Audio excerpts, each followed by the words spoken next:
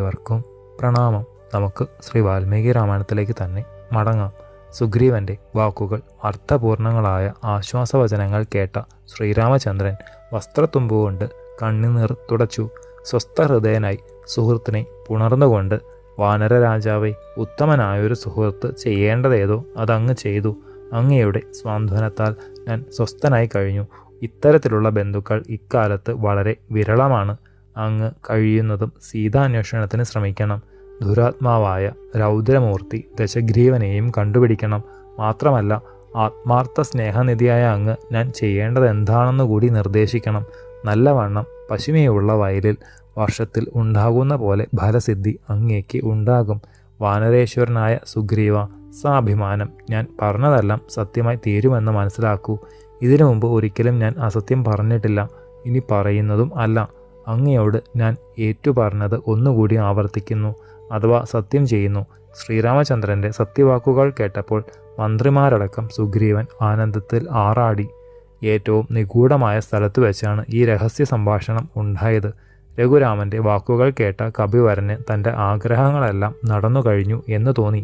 ഹൃദയം നിറഞ്ഞ സന്തോഷത്തോടെ സുഗ്രീവൻ സൗമിത്രയുടെ മുമ്പിൽ വെച്ച് ശ്രീരാമദേവനോട് തുടർന്നു. പ്രഭോ, ഞാൻ എല്ലാം കൊണ്ടും അനുഗ്രഹിക്കപ്പെട്ടവനായി. അവിടുന്ന് എൻ്റെ സുഹൃത്ത് ആയപ്പോൾ ദേവദേവന്മാർക്കും എന്നെ അനുഗ്രഹിക്കേണ്ടി വന്നു. അവിടുത്തെ കാരുണ്യമുണ്ടെങ്കിൽ സ്വർഗവും അധീനത്തിലാകുമെന്ന് എനിക്കറിയാം. എന്നിട്ടാണോ തുച്ഛമായ സ്വന്തം നാട്? കാകുസ്ത വംശജാതനായ മഹാപ്രഭോ, എൻ്റെ ബന്ധുക്കൾക്കും ചെങ്ങാതിമാർക്കും, എന്തിനധികം എൻ്റെ വംശക്കാർക്ക് മുഴുവൻ തന്നെ ഞാൻ പൂജ്യനായി തീർന്നു. രഘുവംശജാതനായ അവിടുന്ന് അഗ്നിസാക്ഷിയായി എൻ്റെ മിത്രമാവുക. എന്നാൽ അവിടുത്തേക്ക് യോജിച്ചൊരു ചെങ്ങാതിയായി തീരും ഞാനെന്ന് ക്രമത്തിൽ അറിയാം. സ്വന്തം ഗുണങ്ങളെ പറയുക ശരിയല്ലല്ലോ. അവിടുത്തെ പോലെയുള്ള സ്ഥിതപ്രജ്ഞന്മാരുടെ സന്തോഷം സാധാരണക്കാരുടേതുപോലെ ചഞ്ചലം ആകെയില്ലെന്ന് എനിക്കറിയാം. ധീരോദാത്തന്മാർക്ക് ധൈര്യം സുസ്ഥിരം ആണല്ലോ. സജ്ജനങ്ങൾക്ക് സജ്ജനങ്ങളിൽ വെള്ളിയും സ്വർണവും വസ്ത്രങ്ങളും ആഭരണങ്ങളും കൂടി അവിഭക്തമായിട്ടാണ് ഇരിക്കുന്നത്. ധനികനോ ദരിദ്രനോ സുഖിയോ ദുഃഖിയോ നിർദോഷിയോ ദോഷിയോ ആകട്ടെ, ചെങ്ങാതിയാണ് ഉറ്റ ബന്ധുവായിട്ടുള്ളത്. ധനവും സുഖവും മാത്രമല്ല, ശരീരവും കൂടി വേണ്ടി വന്നാൽ സുഹൃത്തിനു വേണ്ടി ഉപേക്ഷിക്കുക പതിവുണ്ട്. ശരിയാണത്. ഇന്ദ്രതുല്യ തേജസ്വിയും അതിബുദ്ധിശാലിയുമായ ലക്ഷ്മണൻ കേൾക്കത്തക്ക വിധം ശ്രീരാമദേവൻ സമ്മതിച്ചു. ഉജ്ജ്വലാഭനായ ദേവൻ സൗമിത്രയൊന്നിച്ച് നിൽക്കുന്നത് കണ്ട സുഗ്രീവൻ ചുറ്റുമൊന്ന് കണ്ണോടിച്ചു. അടുത്ത് വലിയൊരു പൈൻമരം പൂത്തും തളിർത്തും നിൽക്കുന്നു. ഏറ്റവും അധികം തളിരും പൂവും ഉള്ളൊരു കൊമ്പ് ഒടിച്ചിട്ട് ശ്രീരാമനോടുകൂടി കപീശ്വരൻ ഇരുന്നു. വിനീതനായി അടുത്തു നിൽക്കുന്ന ലക്ഷ്മണകുമാരന് ശ്രീ ഹനുമാൻ അതേപോലെ മറ്റൊരു കൊമ്പ് ഒടിച്ചിട്ട് ഇരിപ്പിടം നിർമ്മിച്ചു. നിർമ്മലമായ മഹാസാഗരം പോലെ ശ്രീരാമചന്ദ്രൻ കനഗംഭീരനായി ഇരിക്കുമ്പോൾ പൂക്കളും കായ്കളും നിറഞ്ഞ തരുവൃന്ദങ്ങൾ ഇടതിങ്ങിയ ആ വന്മലയുടെ മധ്യത്തിൽ വെച്ച് കുളിർത്ത ഹൃദയത്തോടെ സുഗ്രീവൻ മധുരമായും ഗദ്ഗതങ്ങളോടുകൂടിയും തുടർന്നു. മഹാപ്രഭു, അഗ്രജന്റെ ദ്രോഹം കൊണ്ട് പത്നി വിയോഗ ദുഃഖവും സഹിച്ച് ഈ ഋഷ്യമൂകാചലത്തിൽ പേടിച്ചരണ്ട് ജീവിക്കുകയാണ് ഞാൻ. സഹോദരനായ ബാലിയുടെ വൈരം ഓർക്കുമ്പോൾ തന്നെ ഭയം കൊണ്ട് മനം പതറുന്നു. ബാലി എന്ന ശബ്ദം കേൾക്കുമ്പോൾ ഞെട്ടുന്നു. ജീവജാലങ്ങൾക്കെല്ലാം അഭയപ്രദനായ അവിടുന്ന് അനാഥമായ എന്നെയും ബാലി ഭയത്തിൽ നിന്ന് കരകയറ്റണേ. ധർമ്മമൂർത്തിയും ധർമ്മവത്സലനുമായ ദേവൻ മധുരമന്ദഹാസത്തോടെ, കപീശ്വര, മിത്രം എപ്പോഴും ഉപകാരമേ ചെയ്യൂ. ഉപദ്രവം ചെയ്യുന്ന ഏതൊരാളും ശത്രുവാണ്. അങ്ങയുടെ പത്നീചോരനായ ബാലിയെ വേണമെങ്കിൽ ഇപ്പോൾ തന്നെ ഞാൻ വധിക്കാം. സുബ്രഹ്മണ്യ ജനനത്താൽ പരിഭാവനമായ വനത്തിലെ അമ കൊണ്ട് നിർമ്മിച്ചതും സ്വർണം കെട്ടിയതുമായ ഈ ക്രൂരശരങ്ങൾ ഇന്ദ്രവജ്രതുല്യമാണ്. കോപാന്തരം കൂടിയായ ഉഗ്രനാഗങ്ങളെ പോലെയാണ്.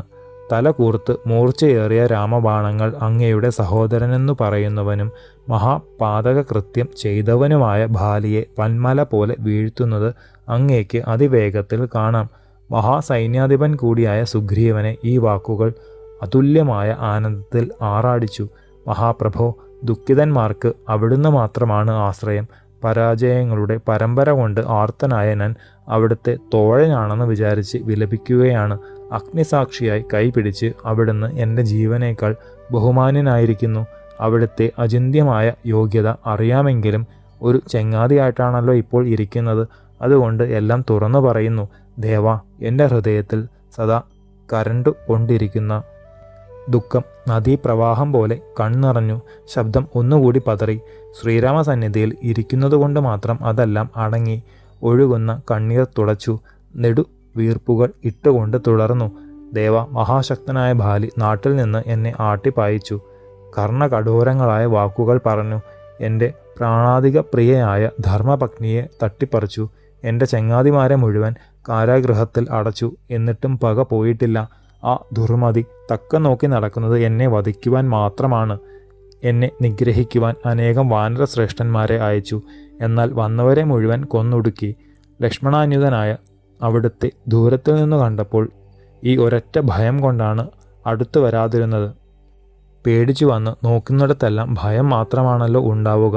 അതിദുഃഖത്തിലും ആപത്തിലും പെട്ട ഞാൻ ജീവിക്കുന്നത് ഈ ഹനുമാൻ തുടങ്ങിയ ഉത്തമ സുഹൃത്തുക്കളെ കൊണ്ട് മാത്രം. ഈ കവിവരന്മാർ എപ്പോഴും എന്നെ കാത്ത് രക്ഷിക്കുന്നു. ഞാൻ നടക്കുമ്പോൾ ഇവർ നിഴൽ പോലെ ഒപ്പമുണ്ടാകും. ഇരിക്കുമ്പോൾ 4 ഭാഗത്തും ഇരിക്കും. ഇതാണെൻ്റെ ചരിത്രം ചുരുക്കത്തിൽ. പ്രഭോ, എന്തിനാണ് വിസ്തരിക്കുന്നത്?